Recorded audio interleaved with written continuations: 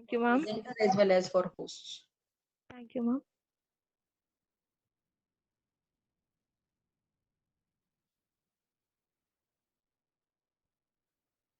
Ma'am, is my screen visible? Yes, your screen is visible, Diksha. Good afternoon, everyone. Thank you, ma'am, for giving us such an opportunity to present and explain blockchain visualization. The motive of the next 10 to 15-minute session is to visualize what is hash, blocks, block structure, and what is basically a blockchain, how actually blockchain works. So before that, before looking at what is actually a block, or a blockchain, let's understand what is a hash. As ma'am has already told that hash is basically the heart of any cryptographic concept.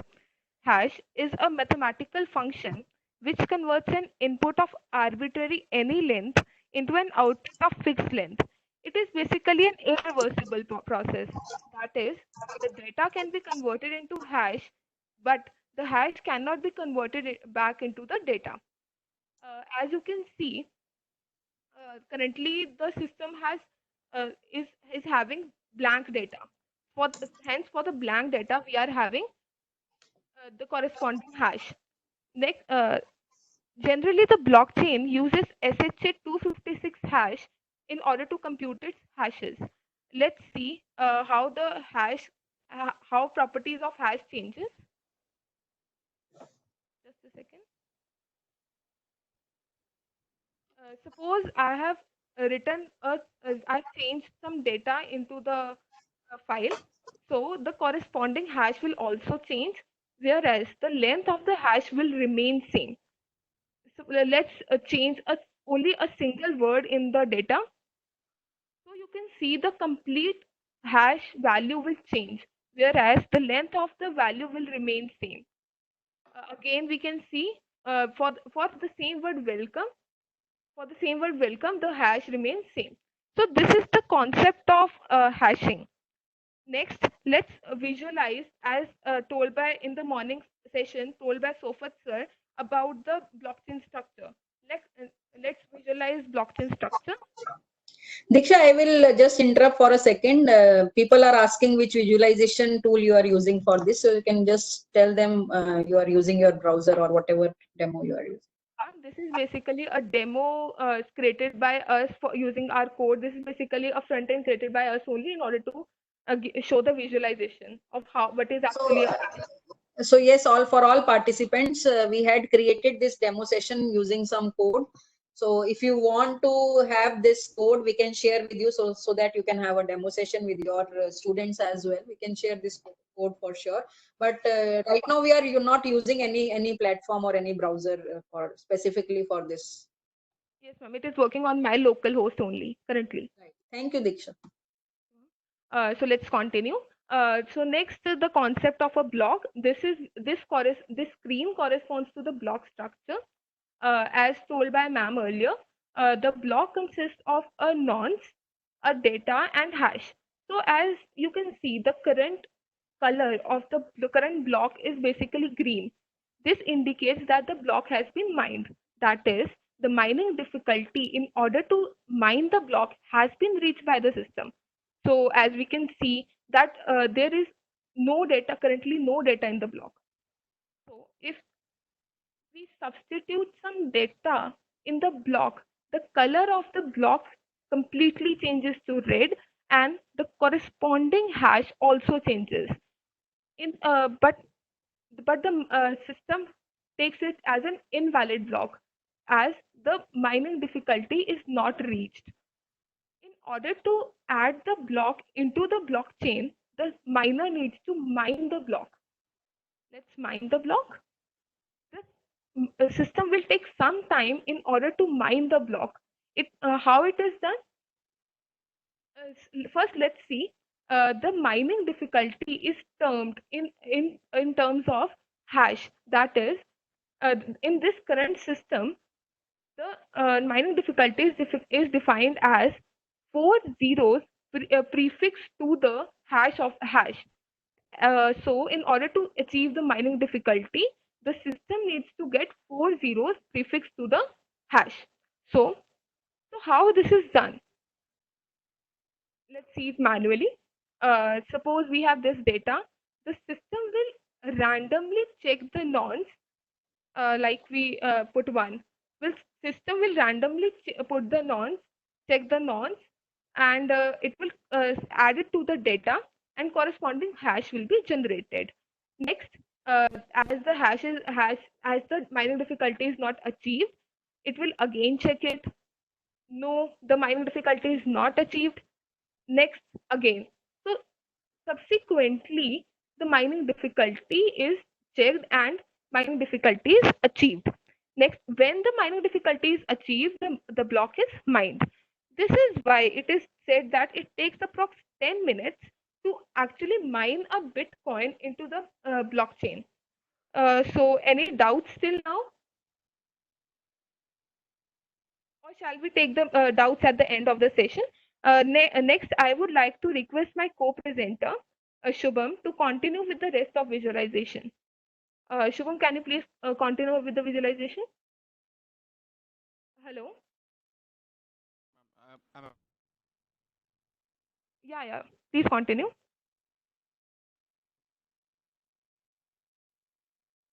a minute.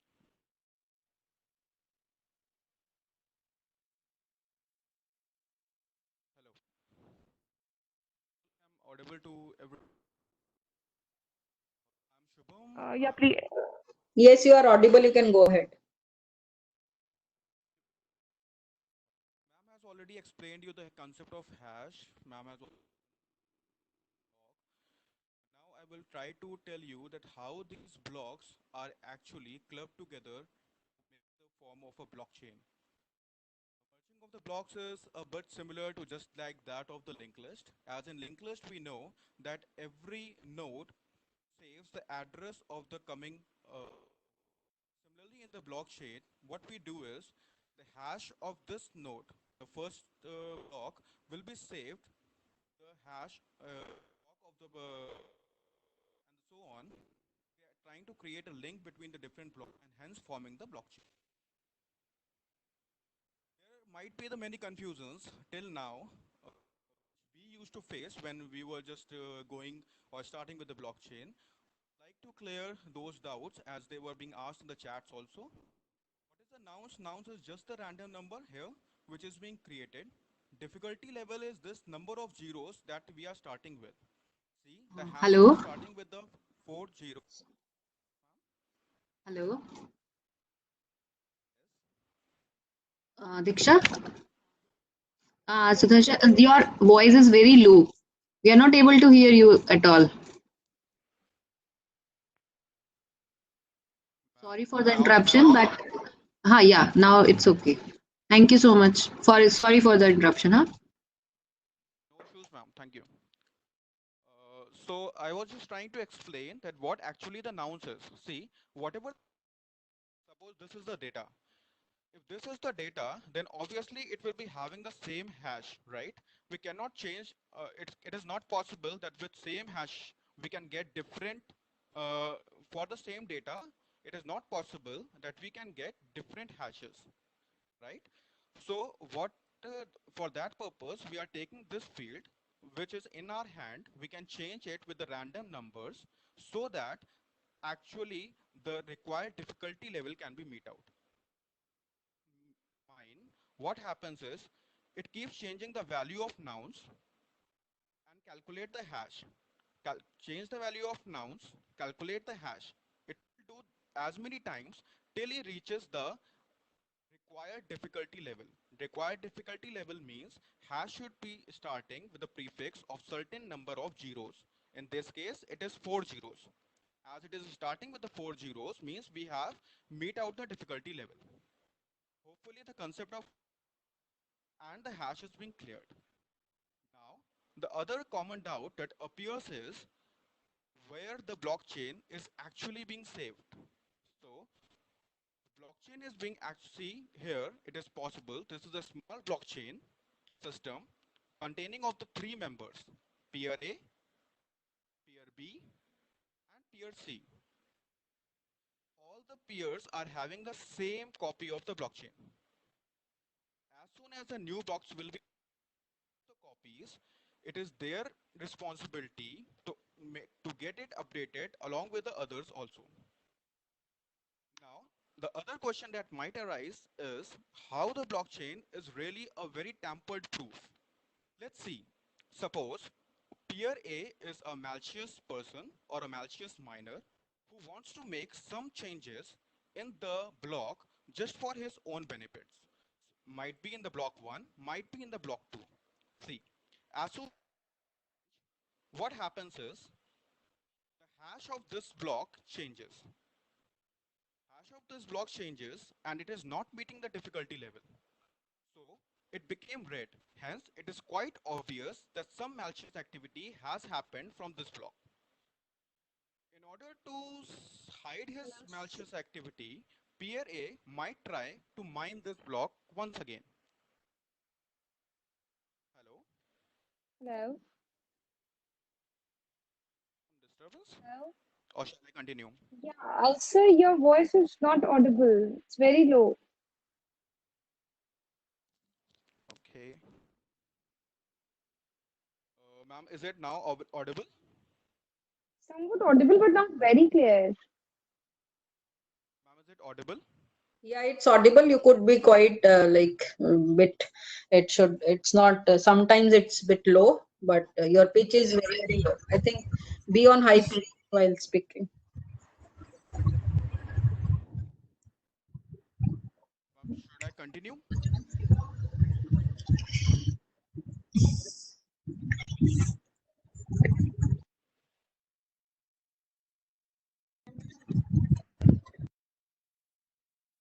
Please continue. Okay, ma'am. Thank you. So, in order to hide this malicious activity, that the change the peer A has done in this block, mine this block. But this will not be sufficient for him to just prove his malicious activity right. He will be, as soon as he remine this block, but it's still the problem will be persisting because the successor nodes will be not containing this previous hash of this block, right? So what is the solution? Solution is in order to perform any malicious activity, peer A will have to mine all these block, remine all these block. It is very lot or a high amount of the computation, right? Again, as soon as he mines all these blocks, right, the work will still not be done. Why?